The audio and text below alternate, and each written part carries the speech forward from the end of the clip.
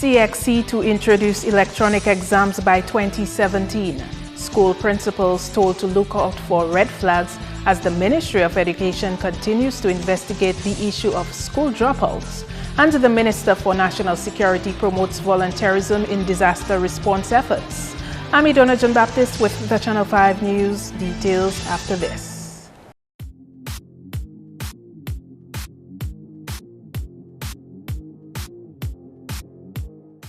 Welcome back. First up, come 2017, Dominican students will be writing their CXC exams electronically. Andrea Louis has more. This, according to CXC Registrar Glenroy Cumberbatch, who visited the island earlier this week to hold discussions on e-testing and e-marking with Ministry of Education officials. The Caribbean Examination Council, CXC, is on a drive to ensure that CXC exams are done electronically in the near future. But from January 2017, we will do our first totally electronic exams. Now, just bear in mind that we have been doing digital media on an electronic platform for the last 3 years or so. So it isn't our first exam electronically, but for January, all of our paper ones, all of our multiple choice papers will be done electronically. All right. In June, all of the paper ones will be done electronically again. And in 2018, all papers, multiple choice, essays, structured responses, all will be done electronically. The CXC Registrar says the examining body is putting measures in place to allow for the writing of exams outside the regular examination periods. Now, as we go by, we will also be able to offer on-demand examinations. Right now, we offer examinations for CSEC and CATE twice. Well, for CATE once a year in May, June, and for CSEC twice a year in January and in May, June. For on-demand examinations, whenever we have a good number of people who want to write an examination, we will be able to offer that examination to them outside of the cycle of just January or May, June.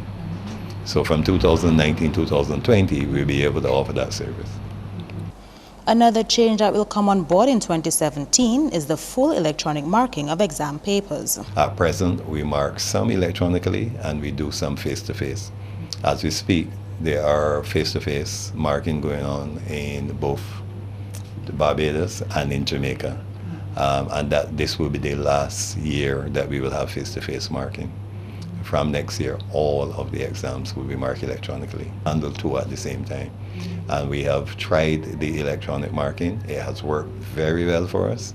It has improved our quality of marking and all the other issues relating to reliability and so on. So we are very comfortable with that. Further e-testing to ensure Dominica's readiness for these changes will continue in September this year. In other news, as the graduation season winds down and students prepare for summer vacation, teachers and principals are being cautioned to look out for red flags from children in the upcoming school year. This from the consultant with the Ministry of Education, who is researching the rates of and reason for dropouts from primary and secondary schools around the island. The consultant is advocating for school staff to be more vigilant, as the early detection of warning signs can help reduce the number of children who drop out of school.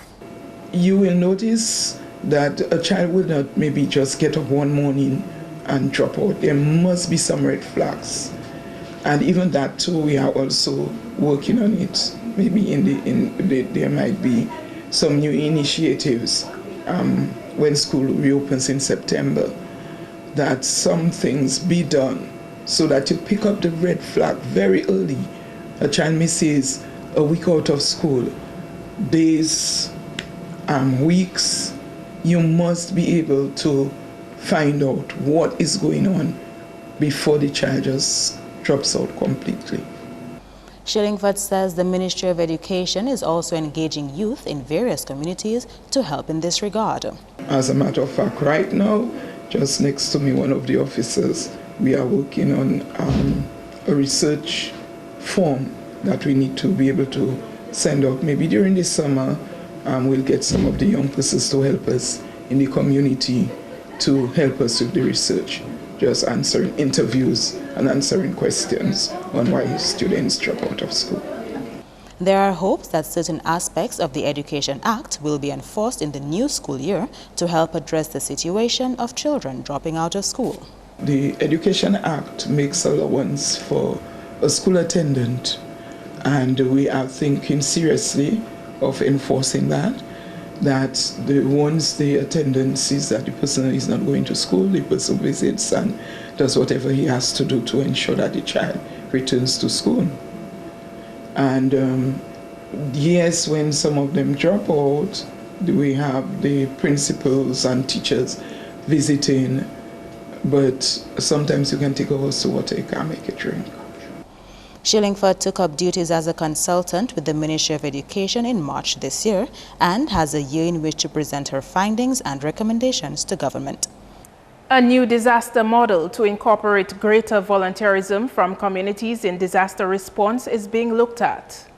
The Office of Disaster Management hosted a disaster lecture recently where Director of the Center for Emergency Management and Homeland Security Policy Research at the University of Akron presented on the need for more community-based disaster response and management. Dr. Terence O'Sullivan and his team have done research on lessons from Hurricane Sandy's citizen volunteer resilience response, hoping it can be implemented by CARICOM and the Caribbean Disaster Emergency Management Agency. He told representatives of NGOs and the public and private sectors that it's all about the power of citizen volunteers to be able to step in and help themselves. One of the reasons that this can be done now, whereas it couldn't be done as easily before, is that citizen volunteers now potentially have the ability with the addition of technology, including communication technology, to far expand their ability to be involved and to be autonomous. In the country's current disaster model, communities rely heavily on the disaster relief and planning of government and non-profit organizations like Red Cross. The new model would focus more on citizens as active participants in disaster planning, adaptation, and response. Dr. O'Sullivan says, however, it's not that this approach is disregarding the involvement of government and its agencies in disaster response. There are disasters where people are going to be cut off. This is particularly important for this new model. Obviously, disasters where the government and relief can get in early and effectively is one thing, but even after Erica, there were areas where people got relief fairly quickly, but there were other areas that were somewhat cut off. One of the things that our research is showing is that properly equipped with not just technology, but also with organizational skills, that citizens can often be as or more sensitive and effective than government in providing certain things, because they know their neighbors, they know the communities. Dr. O'Sullivan says, however, it's not that this approach is disregarding the involvement of government and its agencies in disaster response. It's just that he's simply advocating for people to be self-reliant to enable them to be more resilient. The work that the office here is doing, and Fitzroy Pascal, Mr. Shillingford are doing, is amazing work, and it's so impressive and humbling to see what's being done. But around the world, the message is, I believe, now that given the situation, it's important to try to bring the community in, not just as victims to help, but as equal partners as much as possible. So now, in a disaster such as Erica, clearly the government was required to come in to build the infrastructure, the roads and bridges that were washed out. Citizens can't do that on their own for the most part, right? But so that clearly there is always a role for government in all of this. And essentially all we're saying now is that the new model should attempt to incorporate citizens more actively. In related news, the minister responsible for disaster management is supporting the idea of self-empowered communities to better deal with disaster response. He says the knowledge from the lecture was useful and timely. What has been put forward is a need for us to shift from the old system, the old model, which is more or less a government-dominated model where government leads the way in everything, and then a new model has been put forward, one that places emphasis on community involvement and the whole issue of self-reliance, so having people getting up the system as early as possible. And certainly, there's merit in that notion, and whereby you can get community members to come together and to develop a sense of ownership to the process. Blackmore says, in fact, the country can identify with volunteerism post a disaster. After Erica, for matter of fact, those issues were clearly manifested by Dominicans. People came out in 57 early to start the rescue process. People came up in Campbell, came out all over the place, and to help the neighbors and to bring people to shelters and to get people to safer grounds. And of course, there's maybe the need for it to be done in a more organized fashion. This is Channel 5 News. Coming up, Dominica's president to attend the funeral of the late Patrick Manning on Saturday. Stay with us.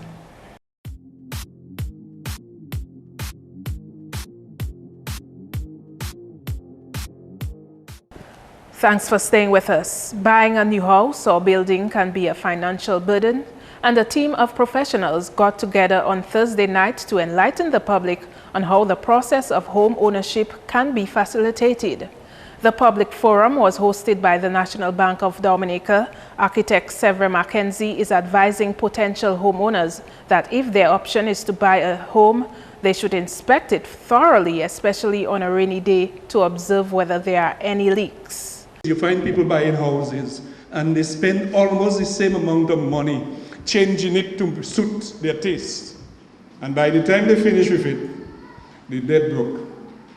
Also, if you're buying houses, you must also remember that there is a 10.5% transfer fee that you have to pay on the value of the house.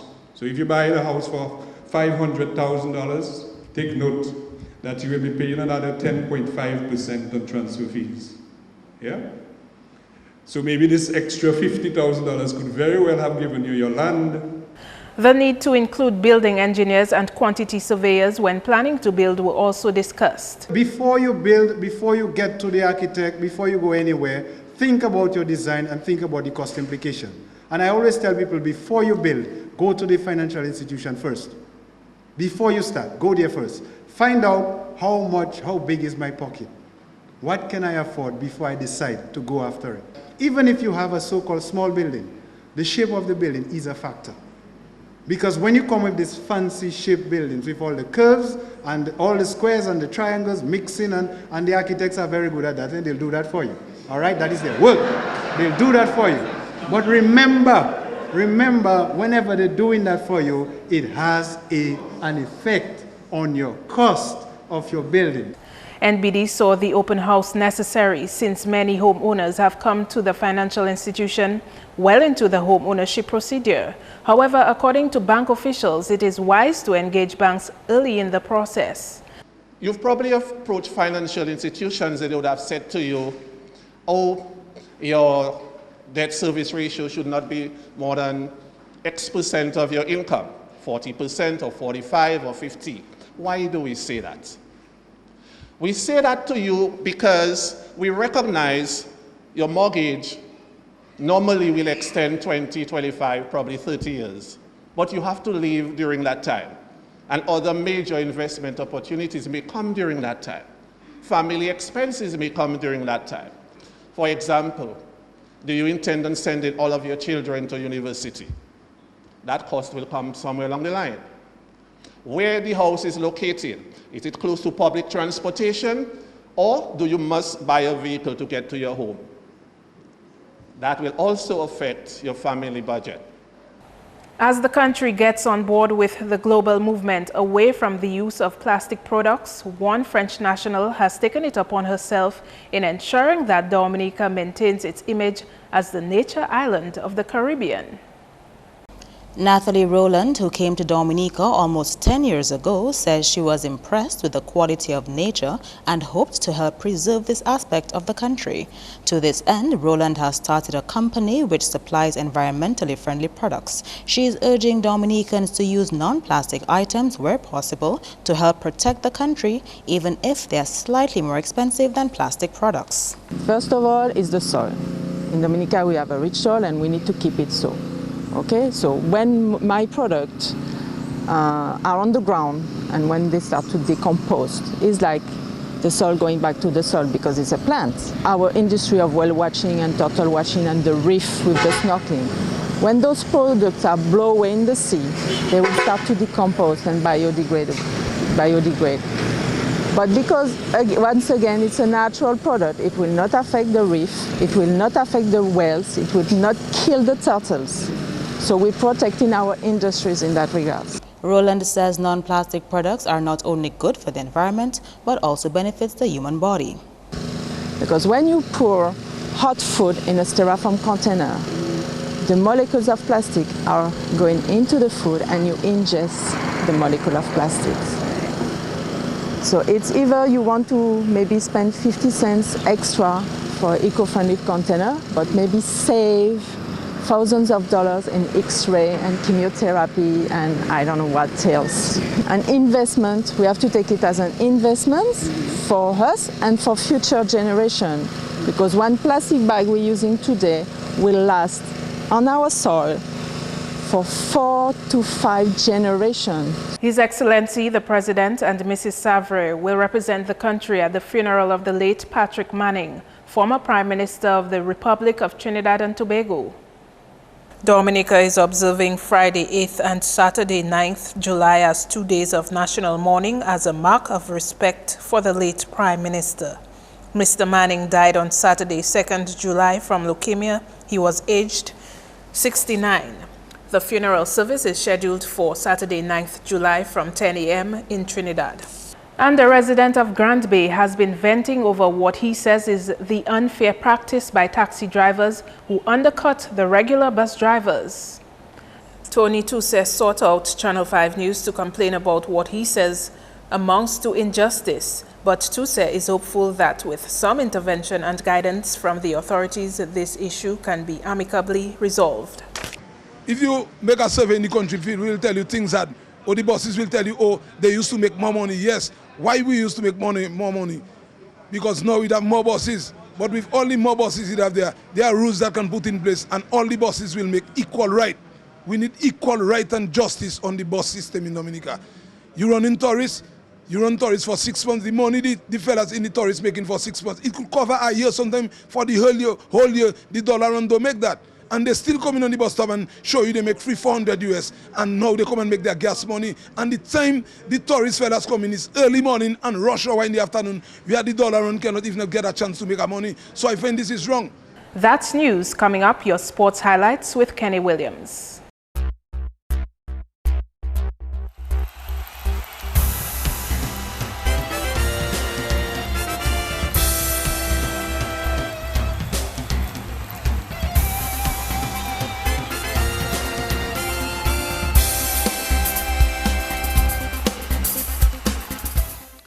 First up, Guyana Amazon Warriors recorded a convincing 7-wicket victory against the Jamaica Talawas in the 9th match of the Caribbean Premier League on Thursday. Jamaica took first knock and posted 100 all out.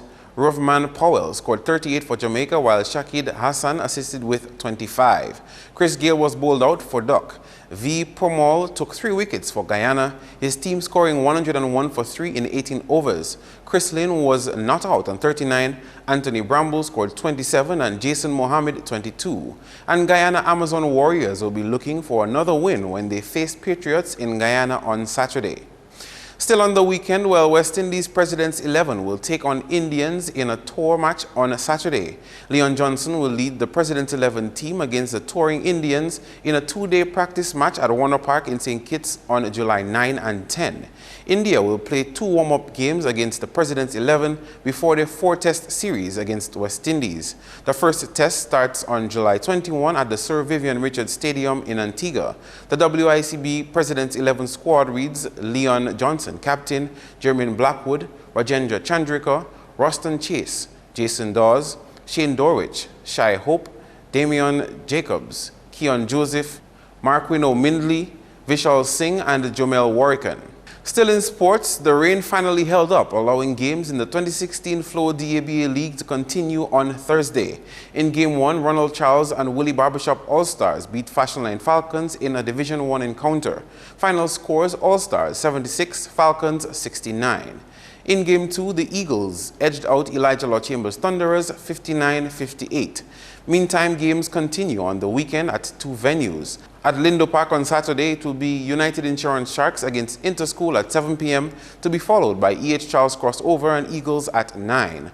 On Sunday, the action moves to Portsmouth with the Margot Women and Eliminate Styrofoam going head-to-head at 6 p.m. while at 8, Elvis Welding Services Hornets and Paybush Snipers will go head-to-head.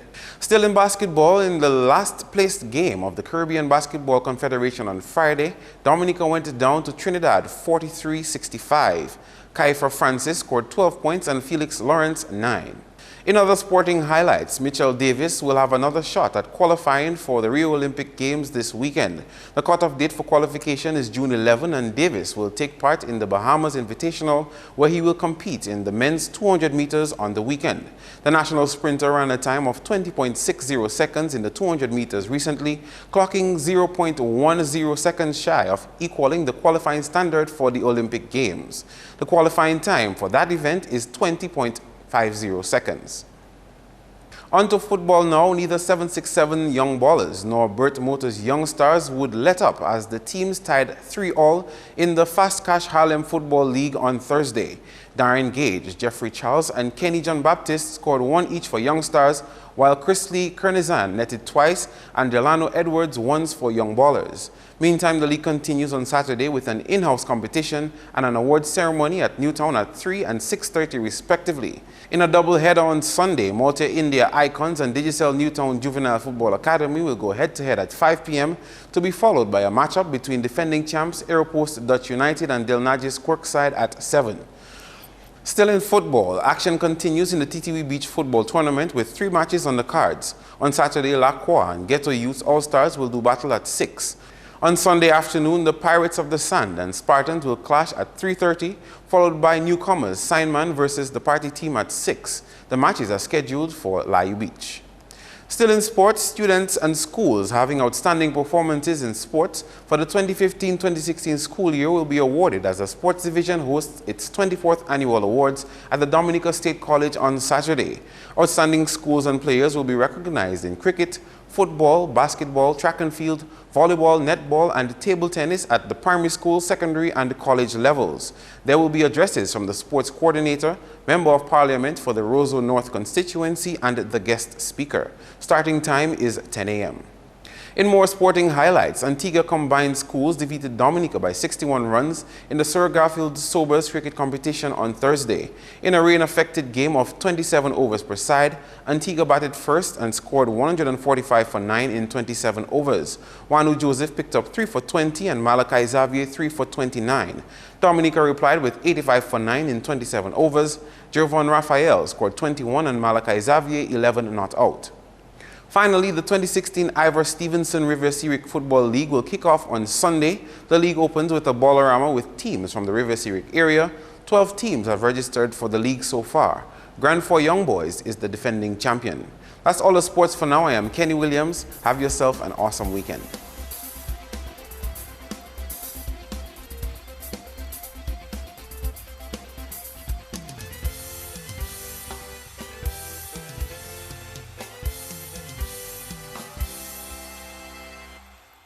Scattered showers to continue on into Friday and Saturday. Marshall Alexander has our weather weekend forecast. Good evening, Dominica, and welcome to tonight's weather broadcast. I'm your presenter, Marshall Alexander. We begin by taking a look at earlier infrared satellite imagery and what it showed. This area of convection associated with a low-level trough which continued to affect the region. And also to the east, another area of convection associated with a westward moving tropical wave expected to approach the region by late Saturday into Sunday.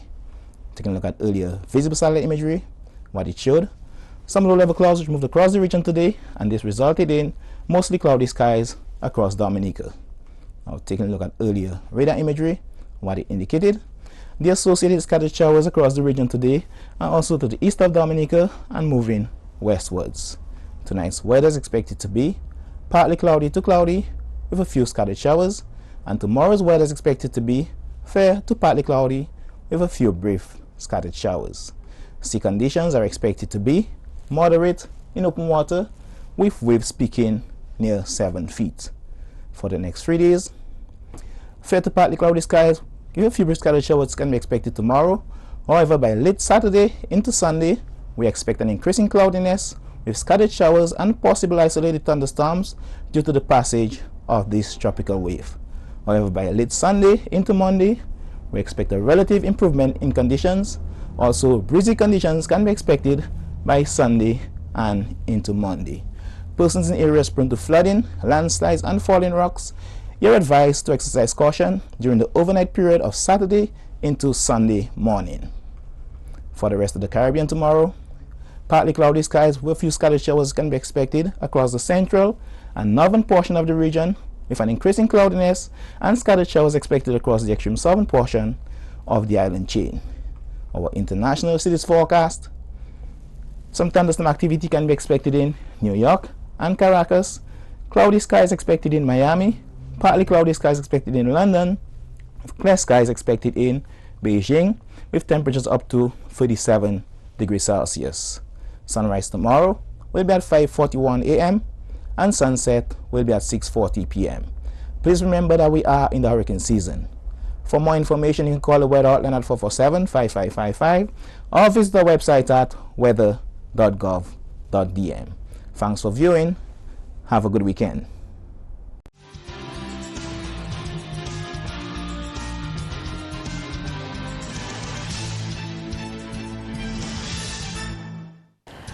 And to end the news, the headlines again. CXC to introduce electronic exams by 2017. School principals told to look for red flags as the Ministry of Education continues to investigate the issue of school dropouts. And the Minister for National Security promotes volunteerism in disaster response efforts.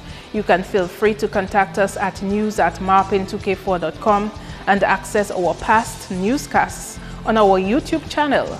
On behalf of the production team, I'm Idona John Baptist. To all our viewers around the world, thanks for watching.